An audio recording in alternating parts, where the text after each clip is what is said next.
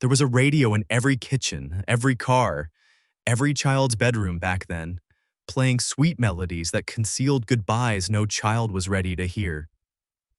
A record label once swore a vanished boy was only a mule. A grieving anthem that broke a million hearts was secretly written for a dog. A father once fired at one heart and struck another instead.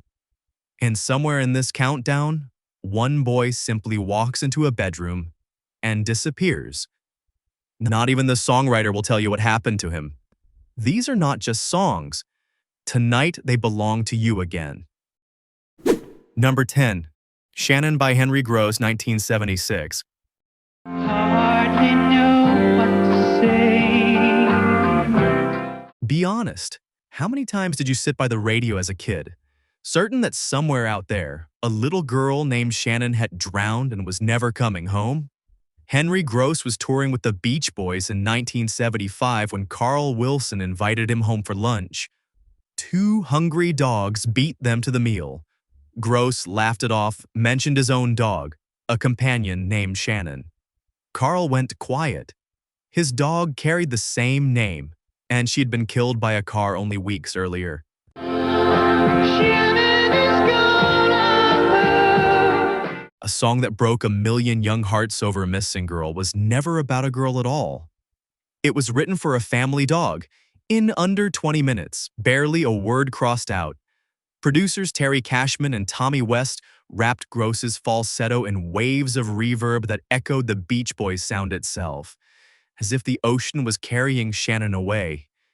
The single climbed to number 6 on the Billboard Hot 100, and all the way to number 1 in Canada and New Zealand. She always loved to swim away. What kept this song lodged in memory was not the loss but the misdirection. Kids assumed the worst and radio never corrected them. 9 years later, veteran Countdown host Casey Kasem lost his composure entirely off-air. Furious that producers scheduled Shannon right after an upbeat dance record for a dedication to a dead dog named Snuggles. The leaked tape became almost as famous as the song, a strange, funny footnote hiding inside heartbreak. With a shade of dream. That is exactly why Shannon deserves the top 10. It proves a generation could be haunted by a mystery entirely of their own making, one they built for themselves out of nothing more than a name. Just like the one in our backyard. Before we continue, I'd love to know where you're watching from today. Leave a comment with your city, state, or country so I can say hello to our wonderful community. Number 9. Patches by Clarence Carter, 1970. My papa was a great old man. I can see him with a shovel in his hand. See. A father's dying wish once turned a boy into the head of a household before he ever finished being a child. That is the entire story packed inside Patches, and it is why grown men still say this song is the one that makes them call their mothers. Songwriters General Johnson and Ron Dunbar first tucked it away as a B-side, a quiet afterthought behind their own group's single. Clarence Carter heard it, and something in him refused to let it stay buried. One day, Papa called me to his dying bed, put his hands on my shoulder, then in tears he said, Carter was blind since childhood, and at first he hesitated to record a song built on a black family's poverty and sacrifice. Fearing it painted too familiar a picture of struggle, he wanted no part of glorifying. Producer Rick Hall convinced him otherwise, and Carter cut the track at Fame Studios in Muscle Shoals, backed by a new rhythm section still finding its footing after the previous house band had left to build a studio of their own. What came out was not performance, it was testimony, delivered by a man who understood loss even if he had never worked a single field. I'm depending on you, son, to pull the family through. The record reached number 4 on the Billboard Hot 100 and number 2 on the R&B chart, then went on to win the 1971 Grammy for Best Rhythm and Blues Song. A song that made poverty sound almost majestic on the radio was written by two men who had never lived a day of it. then sung by a man so convincing that listeners swore he was confessing his own childhood. My son, it's all left up to you. That confusion was never corrected because Carter let the performance speak for itself. Patches never asks for pity. It simply hands a boy a responsibility no child should carry and trusts the listener to feel the weight without being told how heavy it is. My son, it's all left up to you. Number 8. DOA by Bloodrock, 1971.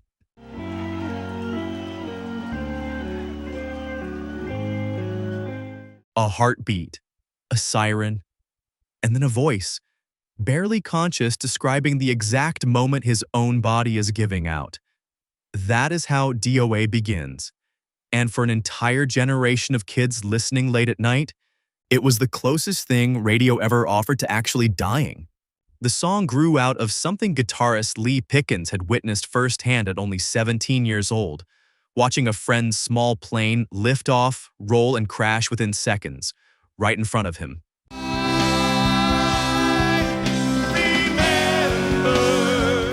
Producer Terry Knight, the same man behind Grand Funk Railroad's rise, layered simulated ambulance sirens directly into the mix, letting the sound design carry as much horror as the lyrics themselves. Radio programmers across the country pulled the record almost immediately, and several high schools banned it outright, uneasy with letting teenagers hear a man narrate his own final moments in such graphic detail. Bloodrock never softened a single line to win that airplay back. We were flying low, and it's something in the air. And yet, without meaningful radio support, the single still climbed to number 36 on the Billboard Hot 100, an almost impossible feat built entirely on word of mouth passed between kids too curious to look away. A song built to be censored ended up finding its audience precisely because it was censored, proving that the more adults tried to hide something disturbing from children, the harder those children searched for a way to hear it anyway. I looked straight at the attendant. DOA never pretended death was gentle. It made a generation sit inside the ambulance listening to the siren fade along with the voice, and that unflinching honesty is exactly why nobody who heard it as a child ever fully forgot it. I tried to move my arm and there's no feeling. Number 7. Wildfire by Michael Martin Murphey, 1975.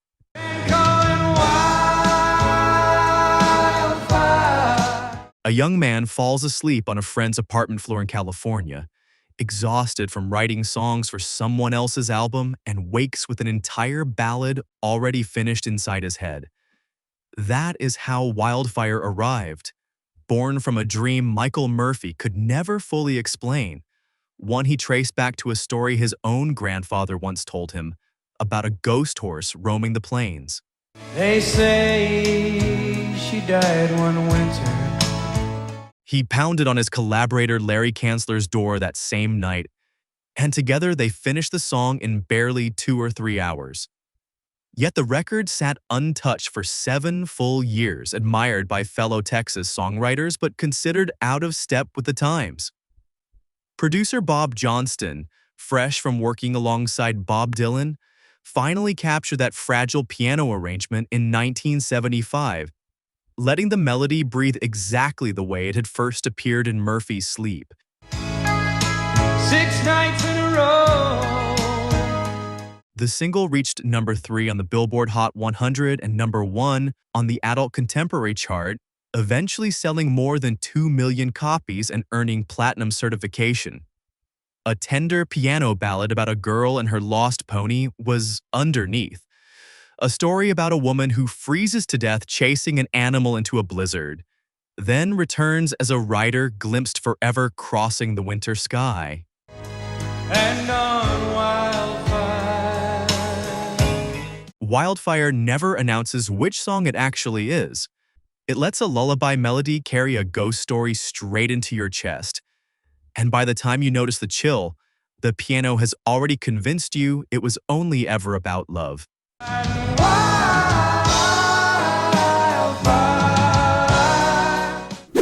Number 6, Timothy by The Boys, 1971. He's held no food to eat, just that he would sell his soul. 3 men go into a collapsed mine. Only 2 come back out, and one of them can no longer remember what happened underground. That unsettling premise came from a songwriter named Rupert Holmes. Years before, the world would know him for a completely different kind of hit. Facing a record label unwilling to spend a single dollar promoting the band, Holmes made a calculated decision. If nobody would help sell the song, he would write something so unsettling that radio stations would ban it for him for free. Timothy, Timothy, God, what did we do? The idea came to him almost by accident. Watching a cooking show while humming an old mining ballad and suddenly connecting 2 ideas that were never meant to touch. He gave the story just enough ambiguity to never confirm what listeners feared most, letting implication do work that explicit lyrics never could. It is worth noting the real Shepton mining disaster that partly inspired the setting ended with every trapped miner surviving. Holmes borrowed only the darkness of being trapped underground, then invented the rest entirely for shock value. See, was the light of the day again. Once the song started climbing the charts, the record label panicked and told reporters that Timothy was never a man at all, only a mule.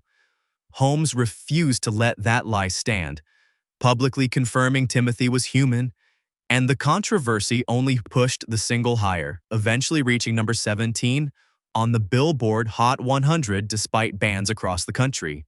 A song engineered to be censored became impossible to escape precisely because it was censored, and that paradox sits at the very center of this entire countdown.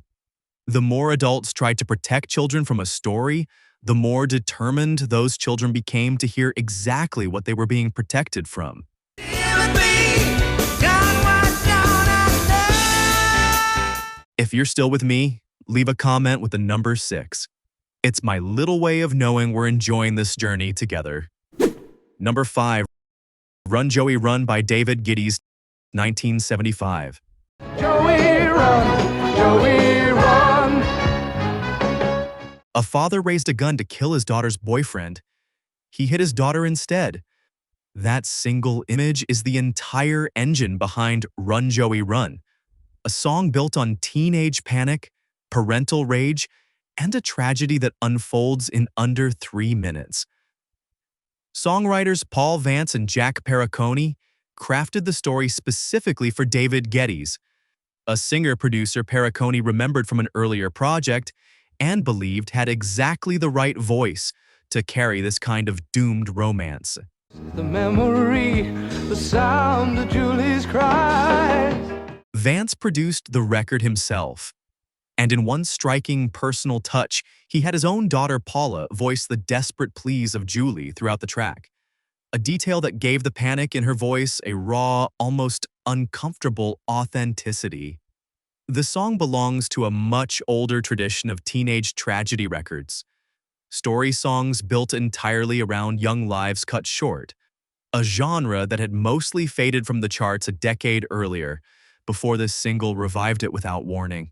Called me up late that night. She said, Joe, don't come over. Despite complaints from parents who found the violence far too explicit for daytime radio, the single climbed to number 4 on the Billboard Hot 100 and reached number 1 on the Cashbox chart. A song depicting a teenage girl bleeding out in her boyfriend's arms became one of the biggest hits of the entire year. Proof that audiences were far more willing to sit with dark subject matter than broadcasters ever gave them credit for. Daddy, please don't. We're gonna get married. Run Joey Run never softens its final moment. It lets Julie speak her last words clearly, still promising a wedding that will never happen. And that refusal to look away is exactly what made an entire generation of kids afraid to hear that opening choir again. I saw him there, sneaking up behind me. Watch out! Number 4. Seasons in the Sun by Terry Jacks, 1974. We had joy, we had fun, we had seasons in the sun. A song millions of children sang joyfully in classrooms and car rides was underneath every cheerful note, a dying man's final goodbye. That contradiction sits at the heart of Seasons in the Sun, a melody so bright that almost nobody noticed the funeral hiding inside it. The song began its life decades earlier as Le Moribond, a much darker French ballad by Belgian songwriter Jacques Brel, about a man dying of heartbreak after discovering his wife's betrayal. Goodbye, my friend, it's hard to die. Terry Jacks found the darker version too heavy for what he wanted to say, so he rewrote roughly 1/6 of the lyrics himself, stripping away the betrayal entirely. The real reason ran far deeper than artistic taste. Jacks had a close friend dying of leukemia, a man he had been playing golf with only months before, unaware how little time remained. Jacks rewrote the farewell as something gentler, dedicating the finished song to that friend after he passed away only 4 months later. I was the black sheep of the family. The single spent 3 full weeks at number 1 on the Billboard Hot 100, eventually selling more than 3 million copies in America alone and over 6 million worldwide. In a strange twist nobody could have predicted, Jacques Brel himself was quietly battling the cancer that would take his own life only 6 years after this cheerful cover became a global phenomenon, built on his original sorrow. Now that the spring's in the air. Seasons in the Sun never asks children to understand what they are singing. It simply lets a joyful chorus carry a farewell so completely disguised that an entire generation grew up humming a man's last words without ever once feeling the weight of them. But the wine and the song, like the seasons, have all gone. Number 3. Angie Baby by Helen Reddy, 1974. Here in your room each night and they whirl you across the floor. A boy walks into a lonely girl's bedroom one afternoon. By the end of the song, he's simply gone, with no explanation offered anywhere in the lyrics. That single vanishing act turned Angie Baby into one of the strangest number 1 hits of the entire decade. Songwriter Alan O'Day built the story around a withdrawn young woman named Angie, who spends her days alone in her room with the volume turned up, dancing with imaginary lovers conjured entirely from whatever song happens to be playing. Angie girl, are you alright? Tell the radio good night. O'Day originally offered the song to Cher, who turned it down without knowing what she was passing up. Producer Joe Wissert moved so quickly once Helen Reddy heard the demo that the finished record was ready within 8 days. What makes the song genuinely unsettling is not the mystery itself, but O'Day's refusal to ever solve it. For decades, he declined every request to explain what actually happened to the boy, saying only that he preferred hearing how listeners chose to finish the story for themselves. Talking at her house is a neighbor boy with evil on his mind. The single reached number 1 on the Billboard Hot 100, becoming the 3rd and final chart topper of Helen Reddy's career. A song this ambiguous, this quietly eerie beneath its polished pop surface, still managed to dominate American radio for an entire week, proving that audiences did not need answers to fall in love with a mystery. See, your folks have gone away. Would you dance with me today? Angie Baby never tells you whether Angie is dangerous, delusional, or simply the loneliest girl on the block, and that permanent uncertainty is exactly why the song still unsettles listeners who first heard it as children, wondering for years what truly happened behind that closed bedroom door.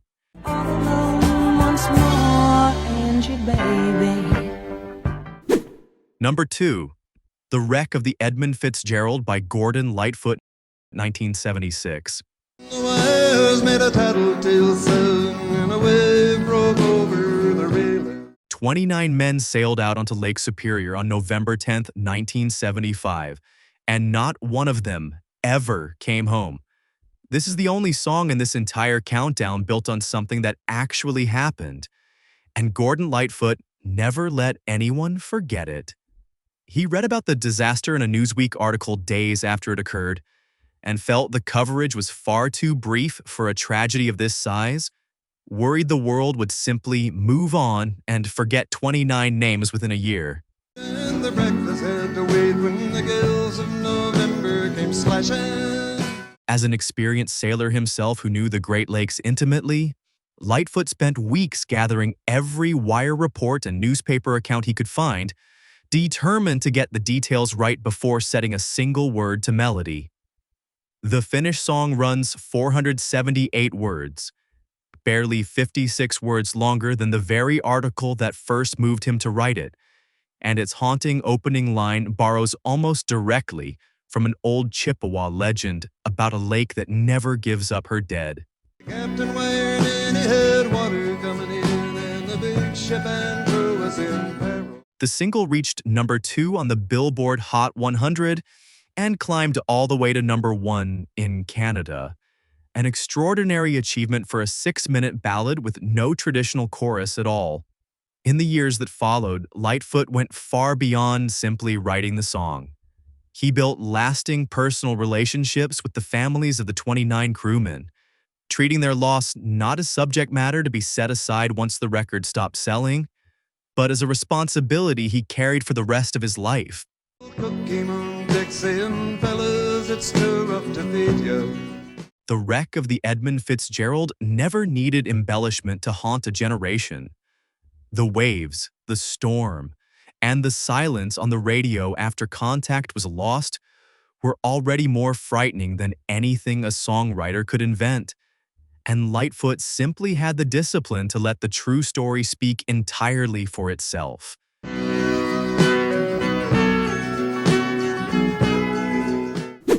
Number 1. Cats in the Cradle by Harry Chapin, 1974.